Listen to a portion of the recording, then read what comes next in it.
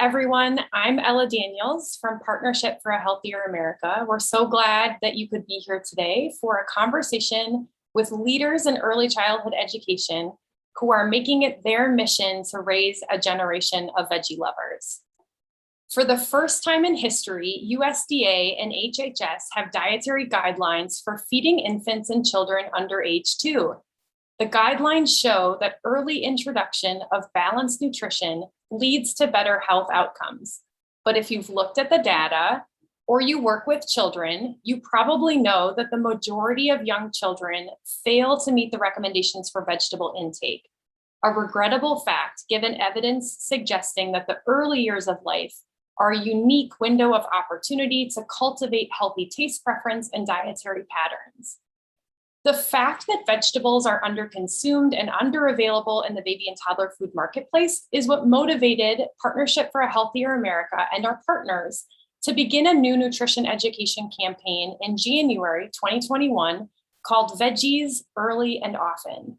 Through Veggies Early and Often, PHA convenes baby and toddler food manufacturers, medical professionals, early childhood educators, the National WIC Association, the CDC, and others to transform the food landscape through a veggie-forward approach. It's part of PHA's mission to ensure every family has affordable access to healthy, sustainable food. So there's a lot of work to do, but evidence shows beyond a reasonable doubt that it is possible for kids to learn to love vegetables. And so it's up to us to make it easier for families and communities to overcome the barriers to raising healthy, adventurous eaters. But how do we get kids to try? And what practical steps can early childhood education professionals take at mealtime, class time, and beyond to embrace the science supporting veggies early and often? We are so fortunate that Dr. Cary Cotwright is here to walk us through the research and will moderate a conversation with 3 inspiring leaders in early childhood education.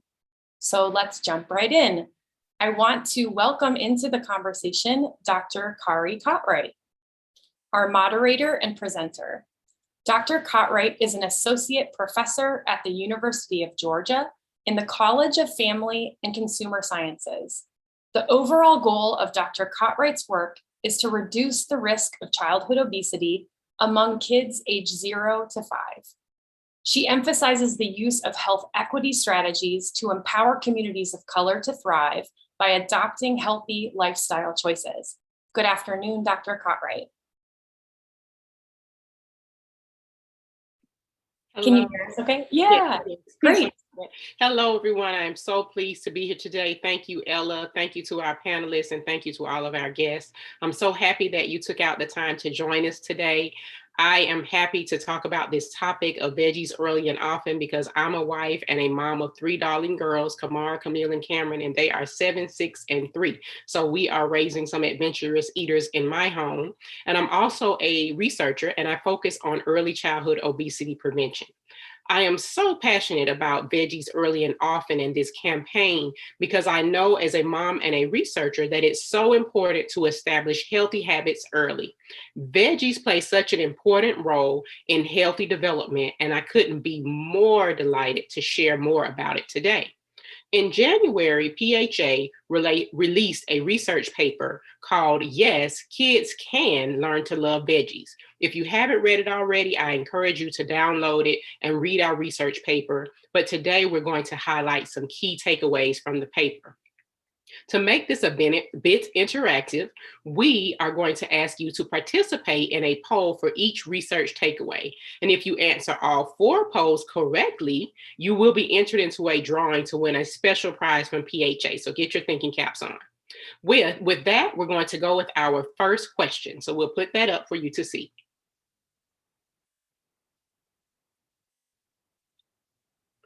Okay, so the question says, what % of children consume the recommended amounts of veggies on a daily basis? And you see here, we have percentages ranging from 45% to 10%. You can go ahead and submit your answer now to this poll.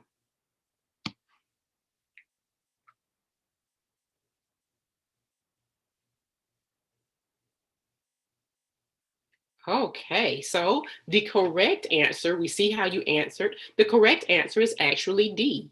Infants, toddlers, and preschoolers do not eat enough vegetables, and only about 10% of children consume the recommended amounts of vegetables. Of course, this is a problem. The US dietary guidelines for 2020-2050 are now including guidance for children ages 0 to 2. And so that's a big win for us. It's recommended that toddlers ages 12 to 23 months consume 2/3 to a cup of total vegetables per day, but 90% of them fall short of this recommendation. Another finding from our paper is that 30% of toddlers and preschoolers eat less than one serving of veggies per day. So we've got to change that. And here's why veggie intake is so important.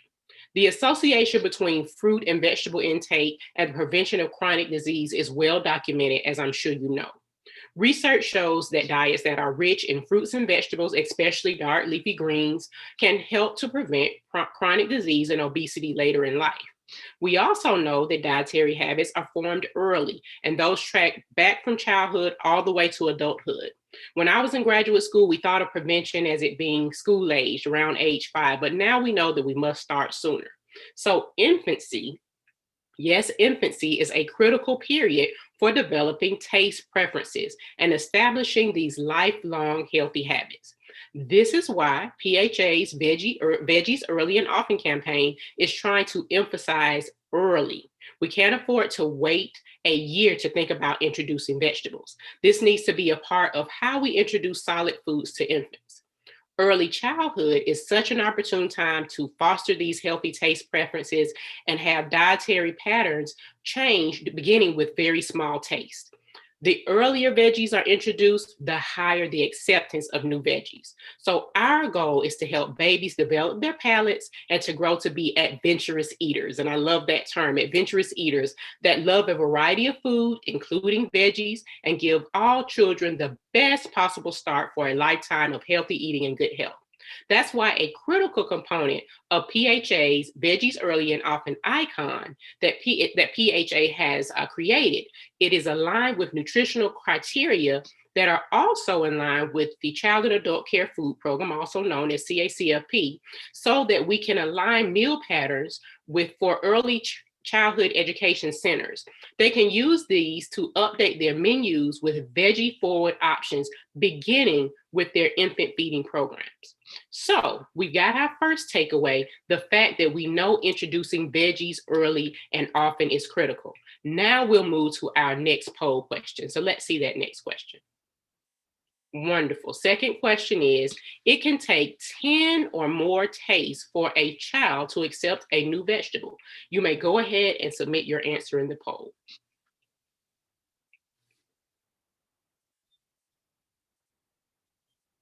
Okay, our results here say true, and true is exactly correct. It can take 10 or more tastes for a child to accept a new vegetable. Caregivers should be encouraged to provide repeated opportunities for infants to experience vegetables and focus not only on their little facial expressions, but also on their willingness to continue to feed. Repeated exposure to vegetables is an effective way to encourage infants to accept new veggies. So please don't give up. However, because infants might initially display those facial expressions that look away or become scrunchy, that look like they have distaste, caregivers might stop offering these new veggies prematurely. Parents and caregivers should be encouraged to look for signs that the child is willing to continue to feed and provide repeated opportunities, knowing that it can take up to 10 or more tastes for a child to begin to accept a new vegetable. So be encouraged. Children are born with preferences for sweet foods and salty taste, and not for bitter.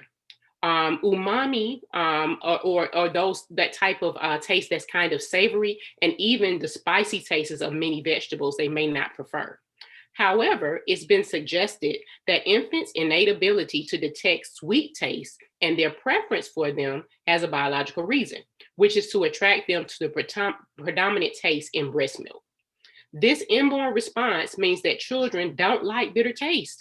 So this, of course, can impact vegetable acceptance.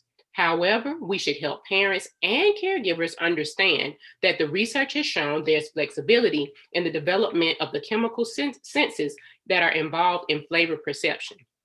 This is why, although almost all children dislike the bitter taste of dark leafy green vegetables, their preferences can be modified through exposures early and often.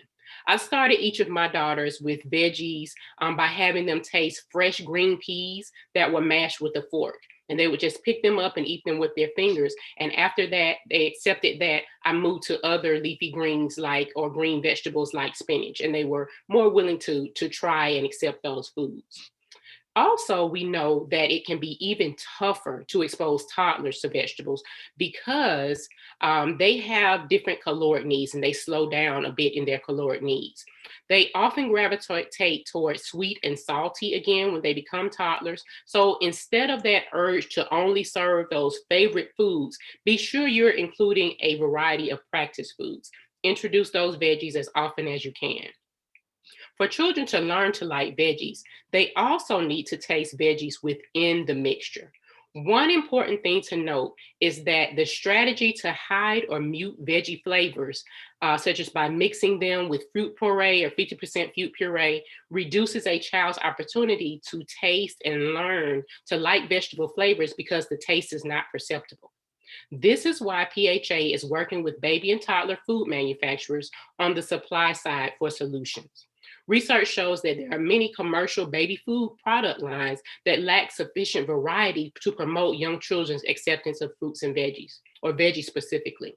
And in 2008, a survey of commercial products found that only 52 out of 548 vegetable products identified were single vegetable products, and none featured dark leafy greens or beans and peas. And so we have to continue to expose the kids and make it fun for them.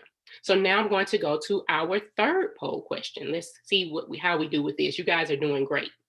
The next question is a true or false question, and it states that veggie variety is more important than volume. Is that true or false?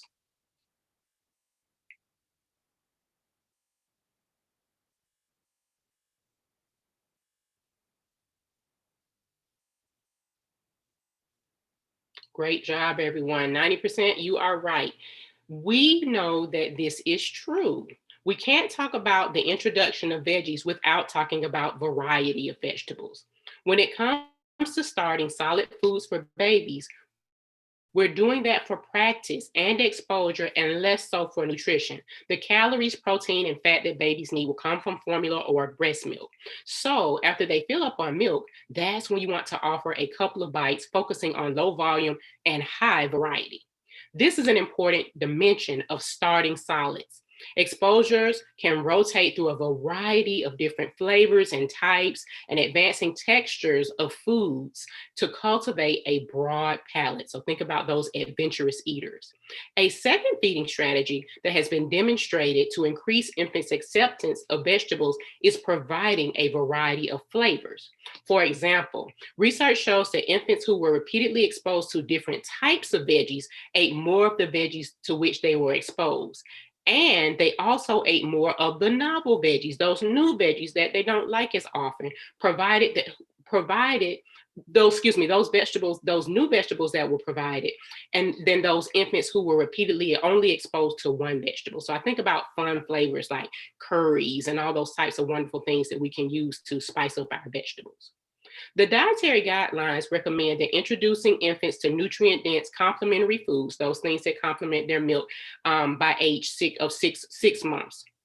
But during that time period leading up to this milestone, around 4 to 6 months of age, we can begin to introduce tiny tastes of a variety of vegetables to build familiarity with flavors and to build acceptance in months to come.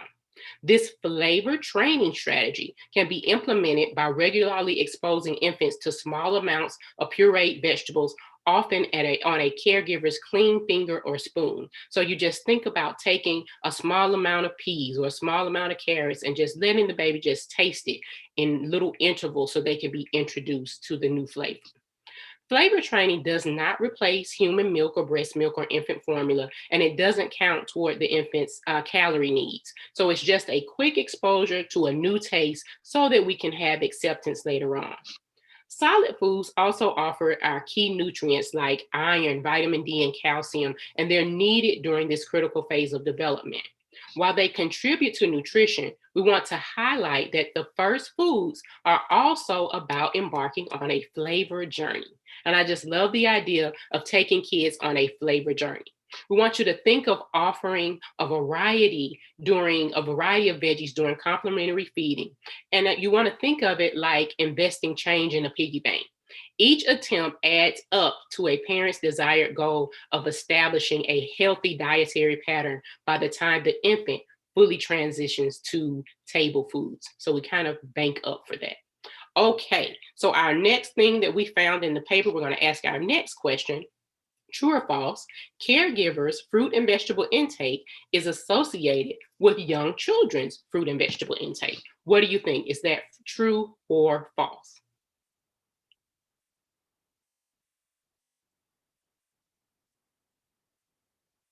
Wonderful. We got a great audience here that's on their toes. So the answer is true. Role modeling truly makes a difference. So we want to be leading by example, and cooking and eating plant-forward diet and sharing your regular family meals really does make a difference in what our children eat.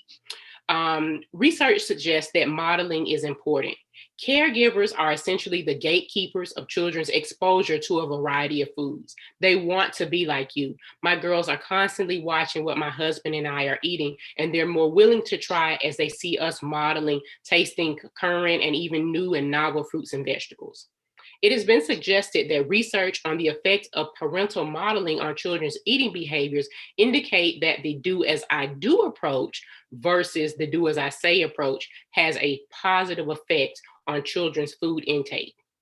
Familiarizing your baby with a diverse variety of vegetable flavors and textures in the family's diet can help maintain vegetable consumption as the child transitions to the family table by age 2. So when we think of that, we also think about the tandem work that's going on in our early child care centers. This is an ideal setting for the food environment outside of the home to provide young eaters with repeated exposure to a wide variety of vegetables. Role modeling with the teachers, family style, and eating at home can really make a difference. Children will ask for those healthy favorites at home, and this makes them the change agent for the entire family. So that is just wonderful. So you guys did a great job. Now you know our key messages. We're exposing early, we're role modeling, we're offering a variety. All those things that we talked about are just so important. This research is fascinating. It's just inspiring to me, and it's so powerful, but it's relatively unknown. So we wanted to make sure that we highlighted that. If you answered all of those poll questions correctly, you're a superstar, and you can drop your email in the chat right now because you're going to be entered into a drawing for a special prize from PHA. Now, I want to bring this conversation into the real world to give us some examples of how leaders in early childhood are making a difference by using this research to embrace veggies. I want to begin by introducing our esteemed panelists. Laura Dove is the Director of Head Start and Supervisor of Preschool Programs for the Fredericksburg City Public Schools in Virginia. Her program has focused on reducing childhood obesity while building lifelong healthy living habits that engage the whole family. Her approach involves building community partnerships that supplement the curriculum and extend beyond the school walls. Nicole Spain is our corporate dietitian at the Learning Care Group. In her role, Nicole refreshed the company's infant and child menus nationwide in line with PHA's Veggies Early and Often criteria. Learning Care Group is a longtime PHA partner and an inaugural partner of the Veggies Early and Often campaign. Ronaldo Green is the Vice President of Nutrition and Family Wellbeing at Quality Care for Children in Atlanta, Georgia. He oversees the administration of the Child and Adult Care Food Program to hundreds of child care programs, as well as implementation of farm to early care and education at 40 child care sites across Georgia. Welcome, everyone, and thank you so much for being here today. Let's get started. So we're going to just start with our panelist questions, and I'll start with you, Ray. How do you make the business case that ECE leaders and center directors ought to make a strong organizational commitment to nutrition? Well, thank you first for having me as one of the panelists this afternoon. What I would say is that simply parents care about the foods that their children are eating, and parents will gravitate towards programs that are making the extra effort to not only simply feed their children, but really ensuring that their children are getting the best foods for their bodies.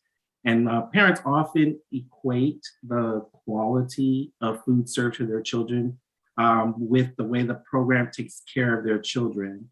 And as a business strategy, the Child and Adult Care Food Program is a pathway to receiving reimbursement for serving meals that meet these dietary guidelines. And this will allow child care programs to divert those operational funds that were paying for food service towards other things to enhance their child care program. And really, that's how we can do that. I think that's wonderful, Ray. And at my daughter's child care center, they have or have previously had an all vegetarian menu. And I was so excited because she's going to be introduced to all of those flavors. So I understand that. Of course, I'm a little biased as a registered dietitian, but it still excites me that she would get that exposure. And you also are working with promoting farm to ECE. Just so we can set the stage, can you explain to everyone what farm to ECE entails and what it really means? Okay.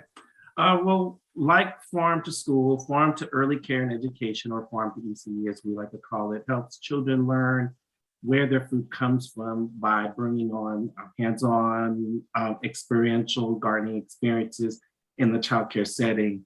So this means that they can incorporate food and gardening into his or her daily activities, meaning the teacher, so that they can talk about fruits and veggies in their circle time and the books that they read, taste tests, and other things that happen in the childcare setting.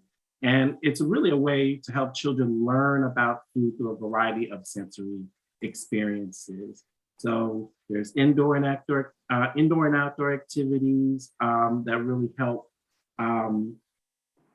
set the stage for children to really learn where their food comes from and to really encourage them to eat new vegetables. Wonderful. I love that. And I tell people all the time when I bring home the carrots with the green stalk for my girls, they just go bananas. It's hilarious. I don't know. They just love to see really where it comes from. So thank you for explaining that. The next question is for Nicole. The Learning Care Group recently adopted PHA's Veggies Early and Often criteria on your infant and kids menus. What can you tell us about the criteria and why was taking this action important to you?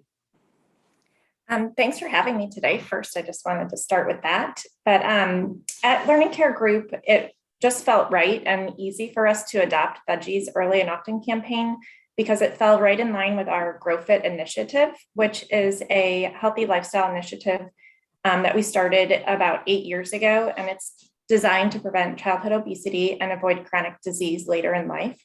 Part of this initiative is to serve more vegetables, so it really went hand in hand with Veggies Early and Often. When we first started back in the spring, the criteria was a little bit complicated and it included weighing the items.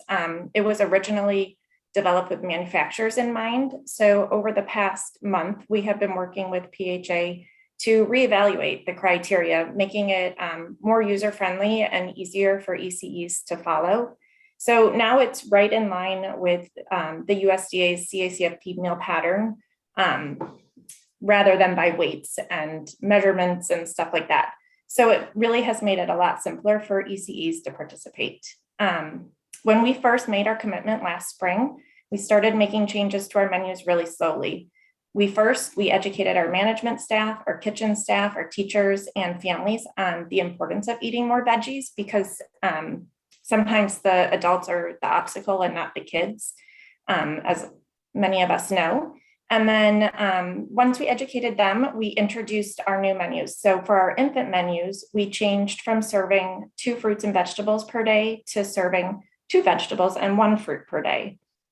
We did this by serving a vegetable at every lunch and alternating a vegetable at breakfast and snack. So for example, on like Monday, we would serve a vegetable at breakfast and lunch, and then followed with a fruit at snack, along with all the other required components, of course. And then on the next day, we would do the opposite. We would do a fruit at breakfast and then a vegetable at lunch and snack. And then for our kids menu, our 1 to 12-year-old menu, we started really slow last spring. We coined it, our commitment, as Veggie Fueled Fridays. And what that meant for us was we were going to serve 2 vegetables at lunch every Friday rather than a fruit and a vegetable. In addition, the meals also had no added salt, and we incorporated whole grains, and sugars were limited. So an example of a Veggie Fueled Friday menu would be milk, sweet and sour chicken, sauteed peppers, sugar snap peas, and brown rice. So it met all of our components for Cacfp, and it just had that extra vegetable in there instead of a fruit. So this fall, with the new criteria, we're excited that we're going to further our commitment and serve more veggie forward meals. And we're going to do this in 3 different ways. We're going to start with breakfast. We're going to replace the fruit with a vegetable a few times on our menu cycle and see how the kids accept that. And then at lunch, we're going to continue with our Veggie Fueled Fridays. And then we're also going to incorporate a bean or legume-based entree in place of a meat 1 day per week. And by serving beans or legumes as the meat and the rest of the components that go with the Cacfp meal pattern, we're able to meet the PHA criteria that way as well. And then at snack, we're going to offer a veggie plus 1 other component, something like carrots and goldfish crackers or something like that. It can be really simple. And anyway, so we're excited to further our commitment and serve kids more veggies. Well, I love so many things about it. First of all, it sounds like a lunch I would love to have. The chicken and the veggies. And then I just love, Nicole's a registered dietitian, and the fact that you said that you introduced the menu to the cooking staff, and then that you aligned everything in the criteria that PHA had with the Cacfp guidelines. And I know for our early care and education providers, that's so much easier because we need help and we want everyone to be a part of that program, because the research also shows that participation in Cacfp increases access to healthy meals for our children. And so I just love that you did that, and all those examples just sound wonderful. So thank you so much for sharing that. And Laura, now I'll turn to you. You have been on quite an exciting journey to help students learn to love vegetables as Head Start director. So please tell us how it began and what impact is it having on your children and families? Well, first, thanks for having me on the panel. It started first with a partnership with our cafeteria director, who serves all of our meals. And we just kind of had a sit-down conversation, talked about what our commitment was, what our goals were for our children. And we both kind of circled around the fact that we wanted to expose children to fresh fruits and vegetables as often as we could. And it kind of just spiraled from there. And our cafeteria director renovated one of our old Head Start buses to a food truck, which got the ball rolling on that. And they're able to serve meals out in the community through our No Kid Hungry in Virginia. We served thousands of meals through COVID, breakfast and lunch, healthy, fresh fruit salads and salad options, and kids got a variety to choose from. It wasn't just a bag lunch. That was a really great thing. I think now they have 4 to 5 food trucks that go through Fredericksburg City. Then we partnered with the Dr. Yum Project as the pilot Head Start program in the nation to implement their curriculum. And their curriculum is a lesson that introduces 1 seasonal fruit or veggie with each lesson, and then the kids make a recipe from there. They do the cutting, the measuring, the making of it. It explains the nutritional benefits of everything and builds a mindful appreciation of the new food using all of your senses. So one thing I really love about it is that children aren't forced to try this recipe. They can smell it, they can touch it, they can feel it. The parent feedback form shares how this child engaged in the lesson and shares the recipe with the parent, so maybe they could try it again. And as we learned from here, it takes 10 tries to try it. So, if we keep implementing it, maybe then they're going to move to trying it. So that's one thing that we've really found we've loved about this curriculum. And the kids love it. They get to cut, they learn proper kitchen safety tools, how to, do the paw for their hand. And there's like puppy dog knives that don't cut you, but can cut the vegetables. So kids love that part of it. From there, we kind of went to how can we make this even more and teach kids the concept of farm to table. So we were like, we can get a garden here. And so we could grow some vegetables that we're going to do in our Dr. Yum lessons was, my main goal. But that flourished into so much more. And we partnered with the Boy Scouts in our community and Lowe's and built a large group seating area and started our outdoor classroom. And this year it's finally finished. It's like an indoor classroom with all the centers and everything. We have 10 garden boxes growing all kinds of things. We also partnered with a nonprofit company called Downtown Greens in our community. And so they just kind of work on protecting urban garden space, and we built a garden sprouts program. So they teach gardening to each of our classes once a week, and kids learn how to grow vegetables, tend to the garden. We do all of those things, and that's probably the highlight of their day is when they get to go to gardening for the week. Our last thing was to make this full circle. We knew we had to connect it to the families and make this a lasting impact by bringing in the families. So we started with our farmers market and partnered to make sure the benefits could double their money. And, we got vegetable bags out to all of our families, like a refrigerator type bag, so that they could go to the farmers market and collect all their stuff with some recipes and fresh veggies. And every kid on the last day of school went home with this bag, just promoting that to get them to the farmers market over the summer. And then, my cafeteria director, who is phenomenal, was like, we could do so much more. And so we built a Fun Food Academy where kids and families get to come and make a healthy meal. So he takes a spin off, like fast food chicken. So he'll make it healthy, and the kids and the parents prepare it, and then they sit down and eat it together. They learn all the techniques for it. One goal for this year is we're going to try to send them home with the ingredients again to recreate it and kind of share with us so that it really follows up. And then if they participate in the full program this year, we're going to sign them up for a vegetable co-op through the summer, so that they'll continue to get fresh fruits and vegetables throughout the summer. So that's pretty much what we've done. And we've just figured out how we can implement veggies often throughout our program. Absolutely. I don't know if you can see the sparkle in my eye, but that's just like, early care and education dream. If we could all, incorporate these things so well. So thank you so much just for sharing that. It's so inspiring. And we want for our early care and education providers to know that it's gradual. It takes time, but you've done so much wonderful work. And I'm just so happy to hear about that. I'm going to put this question out here to all of you, and all of you can answer, or whoever would like to answer first. But the question is, one of the main barriers we confront in this work is picky eating. What advice would you give to teachers about how to prioritize veggies early and often at mealtime? Well, I will just align myself with what was said earlier. You have to keep trying. Mm-hmm. And I think what happens with a lot of childcare programs is that we go in with the best of intentions, and then we just try a new veggie. You see that the children don't like it, they're not eating it, and then you don't want to waste food and the money it took to acquire that, and not having to face that again. And so we can give up sometimes. And I think it's really important to know that we have to keep trying, do different techniques. Again, integrate that particular veggie as like a harvest of the month. And really try to incorporate that into different parts of the school day. And also to really be attuned to the community's taste preferences, as well as their cultural preparations of food. You might get a good recipe, but it may not be resonating because of the way that it was prepared or the way that it was seasoned. And so that's two things I would offer. That is so important, Ronaldo. I just did a community food demo with youth, and I actually made stir-fried collard greens and hoe cakes, little cornbread.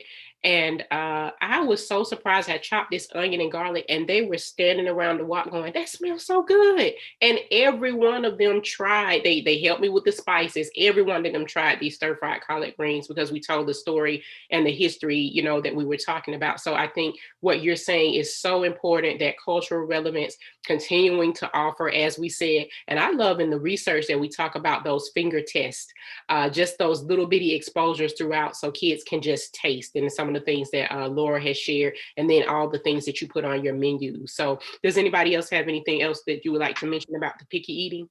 I was just going to say that, like what Nicole said about, sometimes the adults are the barriers. And one thing we've learned through Dr. Yum is if our teachers are trying it and promoting it, which they were afraid of at first, then kids were more apt to try it. That positive peer pressure of like, oh, all the kids are going to try it. The teacher's the one initiating, role modeling.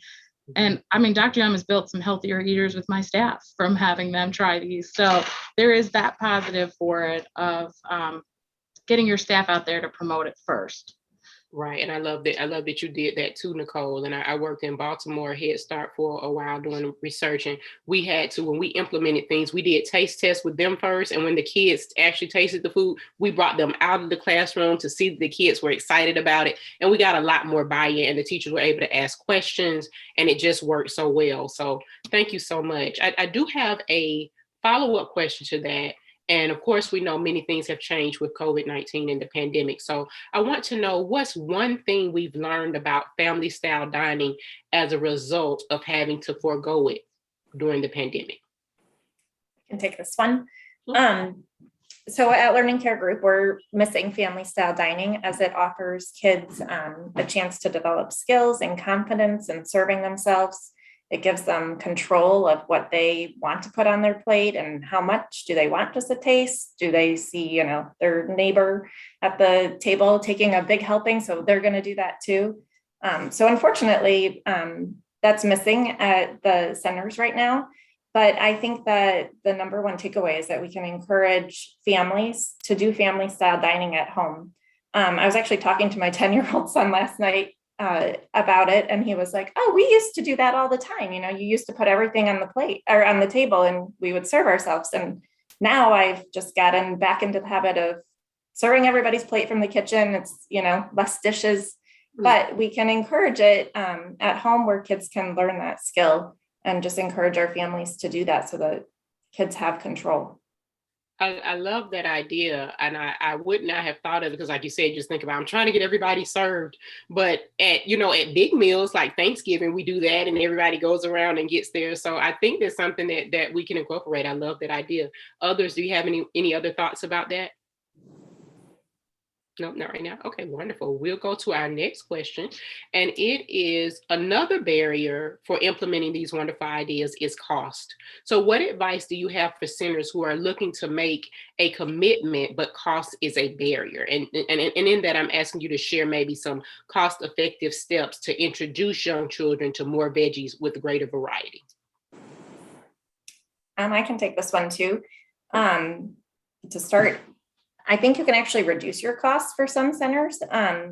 If you incorporate beans and legumes, they're like the number one cost-effective meat alternate to serve. So if centers replace even just one day a week, their meat alternate with a bean or legume, they're gonna reduce their costs, and they're gonna meet the PHA criteria for lunch. So that's one of the easiest. And I can say that we do Meatless Mondays on our menus. And one of our favorite items that we serve is Somali chickpeas.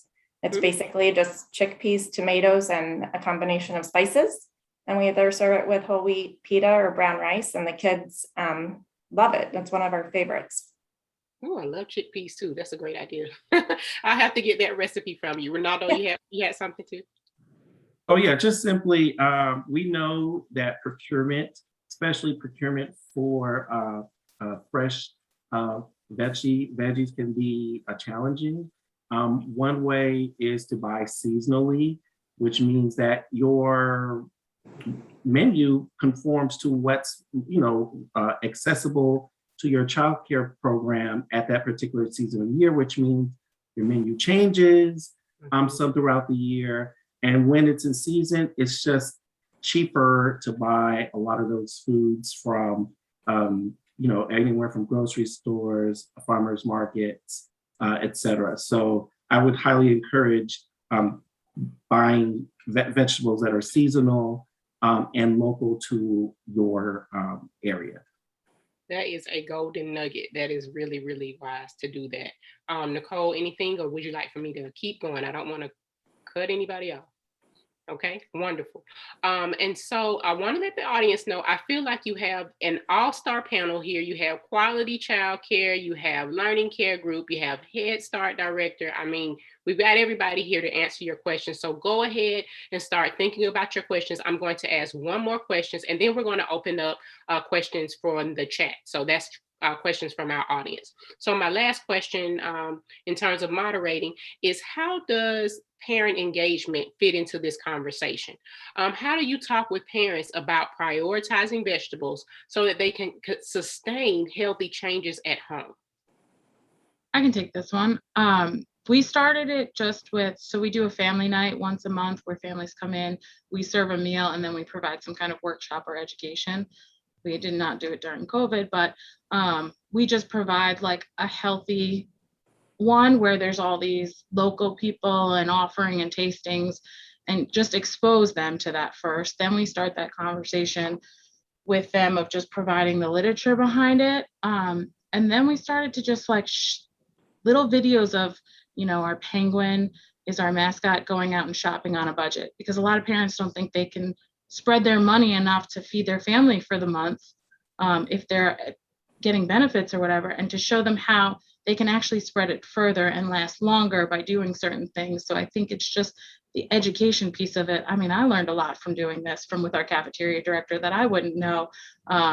Just ways to spread those vegetables and keep and reuse meals and not have a lot of waste was really helpful to our families. And then the cooking classes. A lot of people don't cook fresh because they don't know how to prepare these things. So if we show them how to prepare them, then people are more eager to do that at home and carry it over. That is just so wonderful, the cooking classes. And I know in my lab, we partnered with Cooking Matters, and over COVID, we were doing virtual cooking classes. And I just never knew how successful they would be. It was so exciting.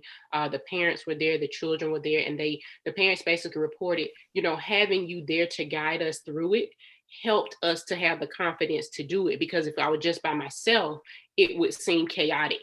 But when you're in the class and we had activities for the children to do, they really bought into it. And I remember one parent said, my child is eating whole wheat pasta and drinking sparkling water. I don't know who you are, but we are excited. And so I know that's the type of things that you guys are doing. Any more things to offer up about parent engagement? Oh, go ahead. I actually had one more thing. I figured this was a good plug for programs that are on this watching.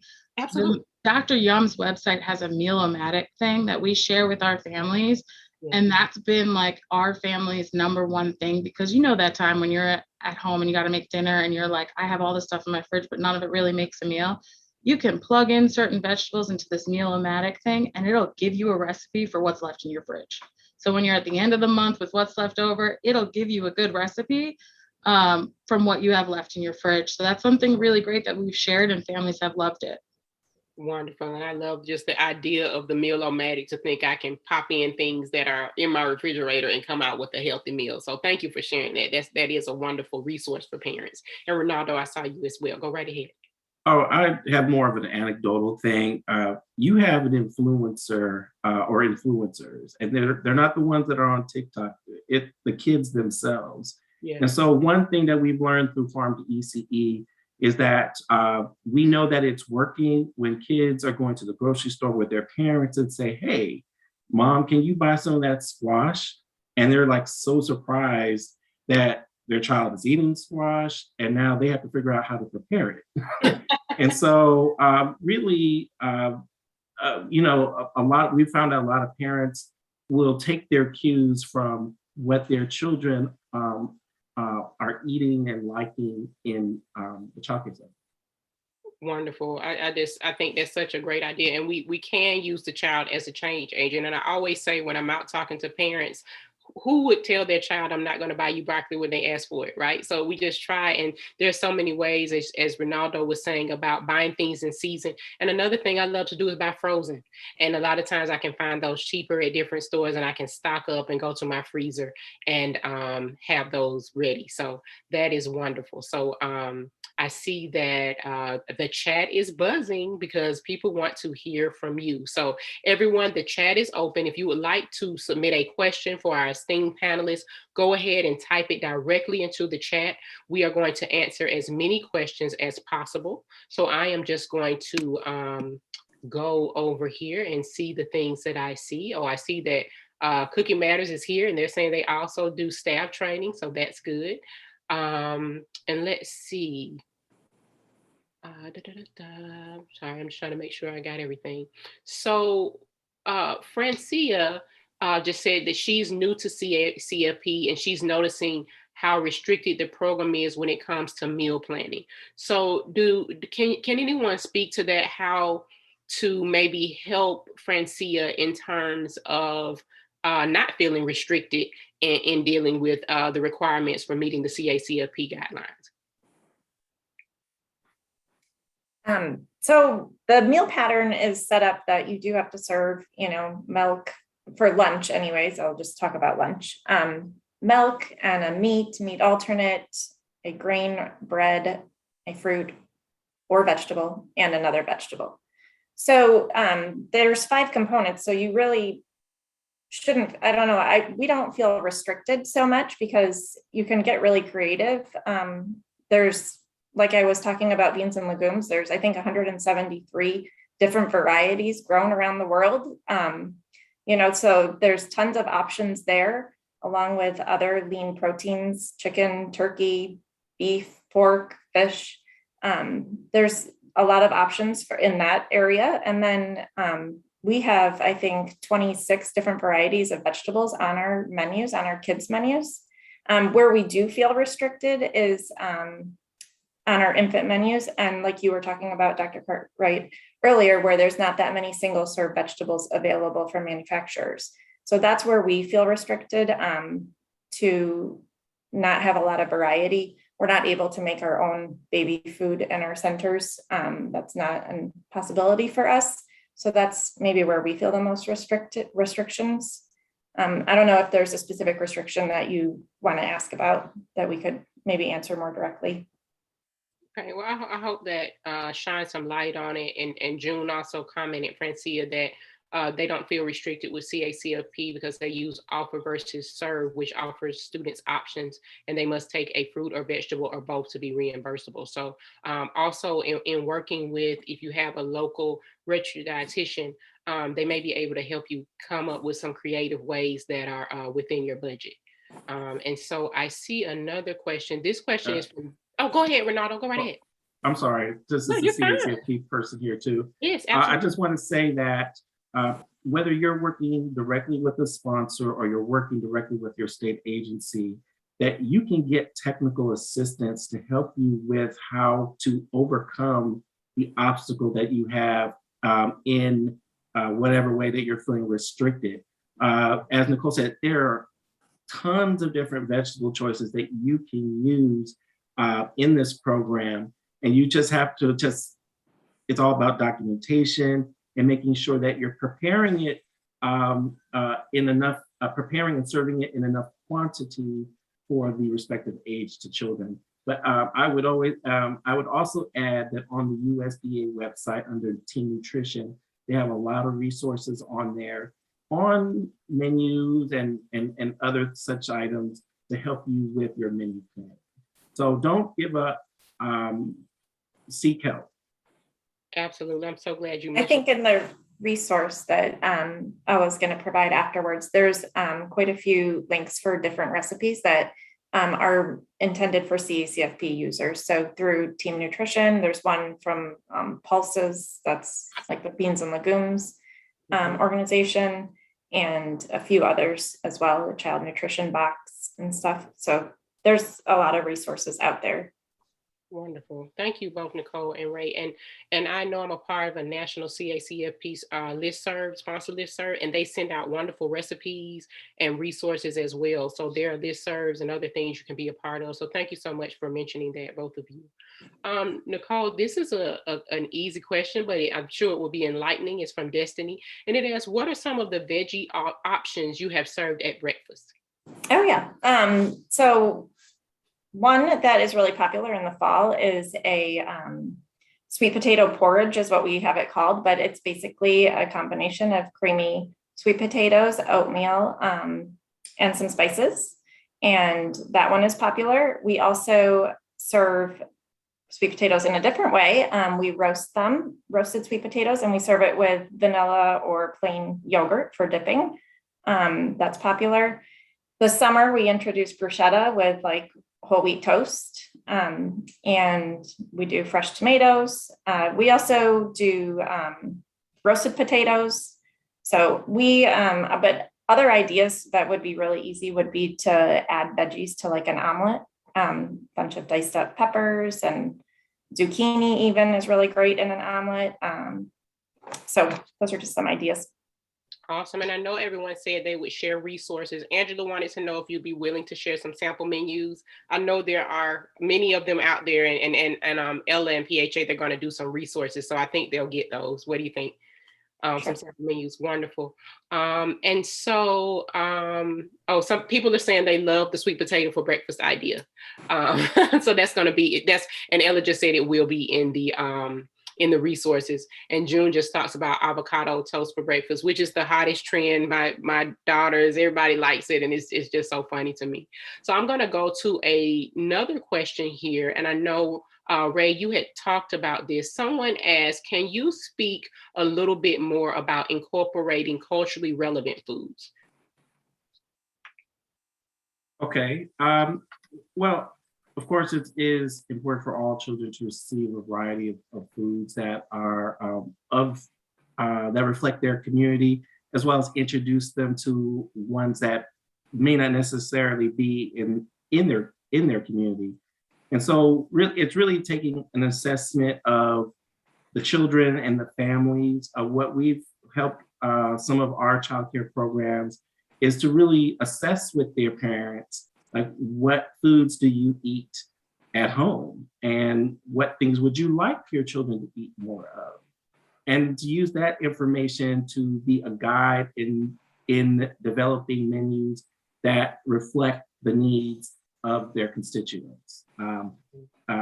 That's one method, but the idea is to really just not do things that are pretty canned childcare type of foods, that's pretty typical. It's like really taking the extra step to making sure that you're even giving that one child that might be from a different culture something in that childcare program that they could say, like, oh, I eat this at home. And then it also introduces their friends to those type of foods. Absolutely. And I'll go, if unless anybody else has another one, I'm going to go toward another question here. I'm sorry, I'm rolling on this chat. So I have it here. Have any of you observed or tracked health benefits and or academic performance improvements with all the changes that you've been making? So I meant to speak to our data that we tracked on BMI. When we started this, I was really curious if what we were doing was actually helping or not, and just to kind of guide what we continue to do. And so we tracked BMI for 3 years. And from year 2 to 3, we went from 60 children to 105 reducing their BMI. Wow. Specifically, 33 reduced it 10% or more that year in less than a year. That was almost 70% of my program. So that told me what we were doing was helping. And I mean, obviously now during COVID, we've seen a rise in BMI. So we have to really come in hard and heavy on trying to attack this. But, our data does show that what we have implemented is working.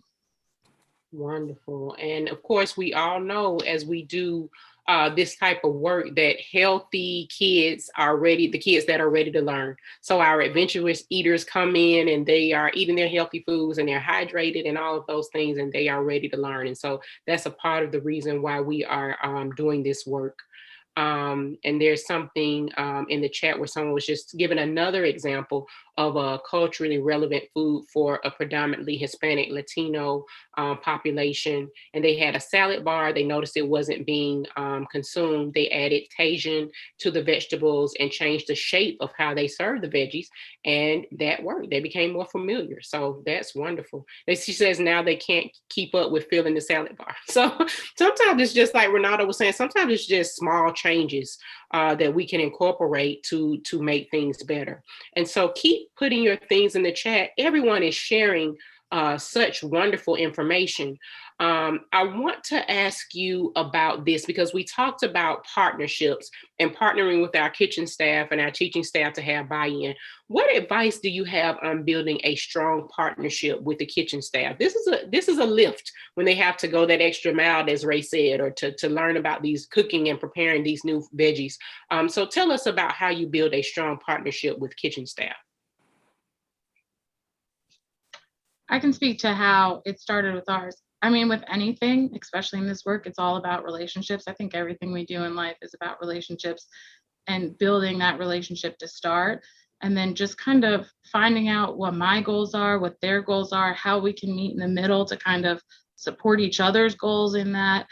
And I tell my staff all the time, like, you can come to my office anytime to talk about something, but come with a suggestion. So I always try to do that. I always try to go there knowing what my plan is at the cafeteria and come with a suggestion of how we can get there and start that conversation. Then I'm willing to do the work too.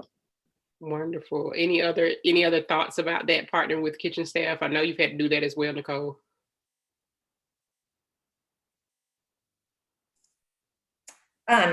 Yeah, we have, I think, close to 1,000 centers. So I don't personally partner with the kitchen staff. I would be on the phone all day, every day, every hour of the day. But we do give them support. We just had a all-day training session yesterday for our kitchen staff, and we do that periodically throughout the year. We support them with a newsletter that's just for them. And then we support our management staff, who then supports our kitchen staff. So wonderful. I think I've asked all the questions that I saw, so I'm just going to add in one fun question as we get ready to wrap up. Let's see, what is the most delicious veggie forward snack, breakfast, or lunch you can think of? So I think one of our hits in our program is a Dr. Yum recipe. It's called the tangy broccoli salad. And I am always blown away that kids tear that up. They love it. That one up. You guys are giving me new stuff. The tangy broccoli salad, sweet potato porridge, the chickpeas. I just love it. So I just want to say thank you so much to this esteemed panel. You have given us so much food for thought, encouragement about how kids can love veggies early and often. And I just want to thank you so much. It's been a great time. I could talk about this all day. And it was just a pleasure and an honor to serve on this panel with you. So right now, I'm going to pass it back to Ella because I know we are getting close to time. Awesome. Thank you so much, Dr. Cotwright. So everybody can drop in the chat or share a reaction about how amazing our panel was today. You've just inspired us. So I want to close by first thanking our moderator, Dr. Cary Cotwright, and each of today's speakers, Ronaldo Green, Nicole Spain, and Laura Dove. Thank you for your insights. Thank you for supporting PHA's Veggies Early and Often campaign. And then I want to thank each of you. Thank you for taking time to attend today's webinar. We hope that we've inspired you, and we hope that you take from this some energy, some ideas about helping your organization develop a lasting commitment to this work. So a lasting commitment to raising a generation of veggie lovers. PHA and our partners have developed a couple resources to get you started. So you'll be receiving an email tomorrow morning from us. And on the screen that I'm sharing, I hope I'm sharing the right screen, that's a research paper, our menu guidelines that we've referred to, an infographic that you see here that we also have in Spanish, And then resources, some of which people were mentioning, like the Cooking Matters resources, USDA resources, and others. So a great list here. So before I close, last thing I want to do is just underscore our call to action for early childhood education professionals. You play a critical role in raising a generation of veggie lovers. Early childhood education is an ideal setting and an opportune time to cultivate taste preferences for foods that are part of a healthy diet. And by providing positive exposures to a wide variety of vegetables, you give young children a head start at becoming healthy, adventurous eaters for life. So we need all providers, Head Start, licensed family care, private chain, CACFP affiliated and unaffiliated centers, to work with your caterer, your food service providers, or your kitchen staff. Take a look at updating your menus using PHA's Veggies Early and Often criteria. And check out our resource list we'll be sharing with you tomorrow for additional ideas to align your meal service and food procurement with a veggie forward approach. We also need center directors to make veggies a priority and to educate staff, parents, and caregivers about your commitment. So check out PHA's research paper and infographic for facts that you can incorporate into your handbook, on tours, and throughout your onboarding process. And lastly, we need teachers to support this work by role modeling healthy eating habits. So eat veggies in front of your students and show a willingness to try new things. And our resource list we'll be sharing tomorrow has classroom activities and lesson plans that you can modify or use as is to embrace veggies during class time. So that's our call for today. To learn more about PHA's Veggies Early and Often campaign or register for upcoming events, visit our website, ahealthieramerica.org. And thanks for taking time today, and hope everyone has a great rest of your day. Bye, everybody. Thank you.